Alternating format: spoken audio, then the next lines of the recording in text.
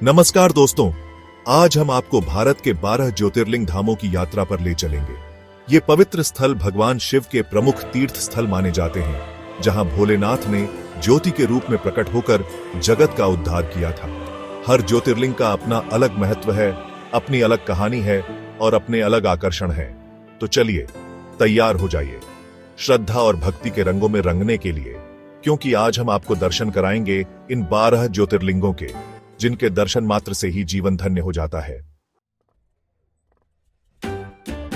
हमारी यात्रा शुरू होती है गुजरात के सौराष्ट्र क्षेत्र से, जहां स्थित है पहला ज्योतिर्लिंग सोमनाथ। कहा जाता है कि स्वयं चंद्रदेव ने इस ज्योतिर्लिंग की स्थापना की थी। समुद्र के किनारे बसा ये मंदिर सदियों से आस्था का केंद्र रहा है।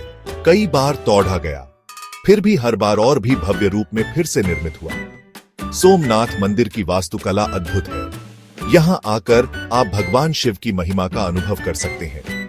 सोमनाथ ज्योतिर्लिंग हमें यह सीख देता है कि बुराई चाहे कितनी भी शक्तिशाली क्यों ना हो, अंत में जीत हमेशा अच्छाई की ही होती है।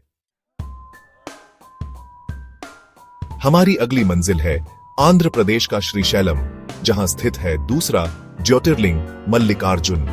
ये ज्योतिर्लिंग कृष्णा नदी के किनारे श्रीशैल पर्वत पर स्थित है।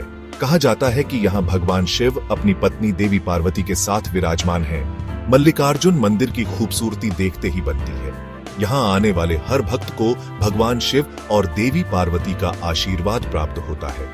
मंदिर के आसपास का वातावरण बहुत ही शांत और रमणीय है। यहाँ आकर आप प्रकृति की गोद में भगवान शिव की आराधना कर सकते हैं। अब हम आते हैं मध्य प्रदेश के उज्जैन नगरी में, जहां स्थित है तीसरा ज्योतिर्लिंग महाकालेश्वर। क्षिप्रा नदी के तट पर बसा ये मंदिर अपनी भव्यता और दिव्यता के लिए प्रसिद्ध है। महाकालेश्वर ज्योतिर्लिंग की सबसे खास बात यह है कि ये एकमात्र दक्षिण मुखी ज्योतिर्लिंग है। कहा जाता है कि यहाँ भगवान शिव महाकाल के रूप में विराजमान है, जो समय के भी स्वामी है। महाकाल का अर्थ ही है समय का स्वामी। महाकालेश्वर मंदिर में हर दिन होने वाली भस्म आरती देखने लायक होती है। यहाँ आकर आप भगवान शिव के उस रूप के दर्शन कर सकते हैं जो मृत्यु के देवता भी हैं और जीवन के दाता भी। शिव का यह रूप हमें जीवन के गहरे रहस्यों से अवगत कराता है। महाकालेश्वर ज्योतिर्लिंग हमें ये सीख देता है कि जीवन और मृत्यु तो प्रकृति का नियम है। हमें इससे डरना नहीं चाहिए, बल्कि धैर्य और साहस के साथ इसका सामना करना चाहिए। शिव की आराधना हमें यही सिखाती है। हमारी यात्रा अब हमें ले जाती है मध्य प्रदेश के खंडवा जिले में, जहां नर्मदा नदी के एक पवित्र द्वीप पर स्थित है चौथा ज्योतिर्लिंग ओंकारेश्वर। ओंकार पर्वत पर स्थित ये मंदिर अपनी अद्भुत वास्तुकला और प्राकृतिक सुंदरता के लिए प्रसिद्ध है। ओंकारेश्वर ज्योतिर्लिंग हमें यह सीख देता है कि हमें हमेशा अच्छे कर्म करने चाहिए, क्योंकि हमारे कर्म ही हमें मोक्ष प्रदान कराते हैं। यहाँ आकर मन को एक अजीब सी शांति मिलती है और जीवन में नई ऊर्जा का संचार होता है। अब हम आते हैं उत्तराखंड के रुद्रप्रयाग जिले में, जहां हिमालय की गोद में स्थित है पांचवा ज्योतिर्लिंग केदारनाथ। मंदाकिनी नदी के तट पर बसा ये मंदिर अपनी प्राकृतिक सुंदरता और धार्मिक महत्व के लिए प्रसिद्ध है। केदारनाथ ज्योतिर्लिंग हमें यह सीख देता है कि हमें जीवन की कठिनाइयों से कभी घबराना नहीं चाहिए, बल्कि धैर्य और साहस के साथ उनका सामना करना चाहिए। यहां आकर मन को एक अजीब सी शांति मिलती है और जीवन में नई ऊर्जा का संचार होता है।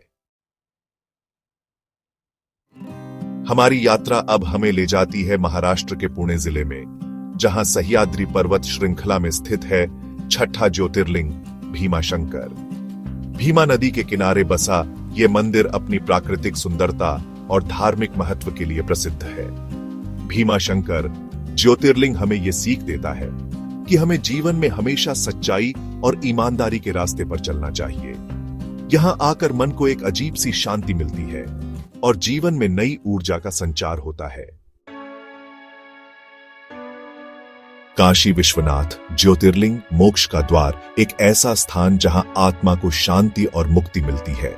अब हम आते हैं उत्तर प्रदेश के पावन नगरी वाराणसी में, जो अपने प्राचीन इतिहास और धार्मिक महत्व के लिए प्रसिद्ध है। जहां गंगा नदी के पश्चिमी तट पर स्थित है सातवां ज्योतिर्लिंग काशी विश्वनाथ। जो अपनी अद्वितीयता और पवित्रता के लिए जाना जाता है। काशी को मोक्ष का द्वार माना जाता है क्योंकि यहाँ आत्मा को परम शांति और मुक्ति मिलती है। और यहाँ स्थित काशी विश्वनाथ मंदिर हिंदुओं के सबसे पवित्र तीर्थ स्थलों में से एक है, जहां हर साल लाखों श्रद्धालु आते हैं। कहा जाता है कि इस ज्योतिर्लिंग के दर्शन मात्र से ही मनुष्य को मोक्ष की प्राप्ति होती है और उसके सारे पाप धुल जाते हैं। काशी विश्वनाथ ज्योतिर्लिंग के दर्शन के लिए हर साल लाखों श्रद्धालु यहाँ आते हैं और यहाँ की पवित्रता का अनुभव करते हैं। यहाँ आकर आप गंगा नदी में स्नान कर सकते हैं, जो पवित्रता और शुद्धि का प्रतीक है, और भगवान शिव का आशीर्वाद प्राप्त कर सकते हैं, जो जीवन में सुख और समृद्धि लाता है। काशी विश्वनाथ ज्योतिर्लिंग हमें ये सीख देता है कि हमें जीवन और मृत्यु के चक्र से मुक्त होने के लिए मोह माया का त्याग करना चाहिए और सच्ची भक्ति में लीन रहना चाहिए और भगवान की भक्ति में लीन रहना चाहिए, जिससे हमें जीवन का सच्चा अर्थ समझ में आता है। त्र्यंबकेश्वर ज्योतिर्लिंग गोदावरी नदी के उद्गम स्थल के पास एक पवित्र और ऐतिहासिक स्थल है। हमारी यात्रा अब हमें ले जाती है महाराष्ट्र के नासिक जिले में, जहां गोदावरी नदी के उद्गम स्थल ब्रह्मगिरी पर्वत के पास स्थित है। 8वां ज्योतिर्लिंग त्र्यंबकेश्वर। यह स्थान अपनी प्राकृतिक सुंदरता और धार्मिक महत्व के लिए जाना जाता है। त्र्यंबकेश्वर ज्योतिर्लिंग अपनी अद्भुत वास्तुकला और धार्मिक महत्व के लिए प्रसिद्ध है। यहाँ की हर एक ईंट में इतिहास और आस्था की कहानियां छुपी हुई है। कहा जाता है कि इस ज्योतिर्लिंग के दर्शन मात्र से ही मनुष्य के सभी पाप धुल जाते हैं। यहाँ आकर आत्मा को शांति और मन को सुकून मिलता है। त्र्यंबकेश्वर ज्योतिर्लिंग के दर्शन के लिए हर साल लाखों श्रद्धालु यहाँ आते हैं। ये स्थान श्रद्धालुओं के लिए एक महत्वपूर्ण तीर्थ स्थल है। यहाँ आकर आप गोदावरी नदी में स्नान कर सकते हैं और भगवान शिव का आशीर्वाद प्राप्त कर सकते हैं। गोदावरी नदी में स्नान करने से पवित्रता और शुद्धता का अनुभव होता है। त्र्यंबकेश्वर ज्योतिर्लिंग हमें ये सीख देता है कि हमें जीवन में हमेशा अच्छे विचारों और अच्छे कर्मों को अपनाना चाहिए। यह स्थान हमें आध्यात्मिकता और नैतिकता का महत्व सिखाता है। वैद्यनाथ ज्योतिर्लिंग बैजनाथ धाम। अब हम आते हैं झारखंड के देवघर में, जहां स्थित है 9वां ज्योतिर्लिंग वैद्यनाथ, जिसे बैजनाथ धाम के नाम से भी जाना जाता है। कहा जाता है कि इस ज्योतिर्लिंग की स्थापना स्वयं रावण ने की थी। वैद्यनाथ ज्योतिर्लिंग के दर्शन के लिए हर साल लाखों श्रद्धालु यहाँ आते हैं। खासकर श्रावण मास में यहाँ भक्तों का तांता लगा रहता है। वैद्यनाथ ज्योतिर्लिंग हमें ये सीख देता है कि हमें जीवन में कभी भी हार नहीं माननी चाहिए, बल्कि डटकर मुश्किलों का सामना करना चाहिए। नागेश्वर ज्योतिर्लिंग द्वारकाधीश नागेश्वर। हमारी यात्रा अब हमें ले जाती है गुजरात के द्वारका में, जहां स्थित है 10वां ज्योतिर्लिंग नागेश्वर, जिसे द्वारकाधीश नागेश्वर के नाम से भी जाना जाता है। कहा जाता है कि इस ज्योतिर्लिंग के दर्शन मात्र से ही सर्पदंश का भय दूर हो जाता है। नागेश्वर ज्योतिर्लिंग के दर्शन के लिए हर साल लाखों श्रद्धालु यहाँ आते हैं। नागेश्वर ज्योतिर्लिंग हमें ये सीख देता है कि हमें जीवन में कभी भी किसी भी प्रकार के भय से ग्रस्त नहीं होना चाहिए। रामेश्वर ज्योतिर्लिंग 4 धामों में से एक। अब हम आते हैं तमिलनाडु के रामेश्वरम में, जहां स्थित है 11वां ज्योतिर्लिंग रामेश्वर, जो 4 धामों में से एक है। कहा जाता है कि इस ज्योतिर्लिंग की स्थापना स्वयं भगवान राम ने की थी। रामेश्वर ज्योतिर्लिंग के दर्शन के लिए हर साल लाखों श्रद्धालु यहाँ आते हैं। रामेश्वर ज्योतिर्लिंग हमें ये सीख देता है कि हमें जीवन में हमेशा अपने कर्तव्यों का पालन करना चाहिए और धर्म के मार्ग पर चलना चाहिए।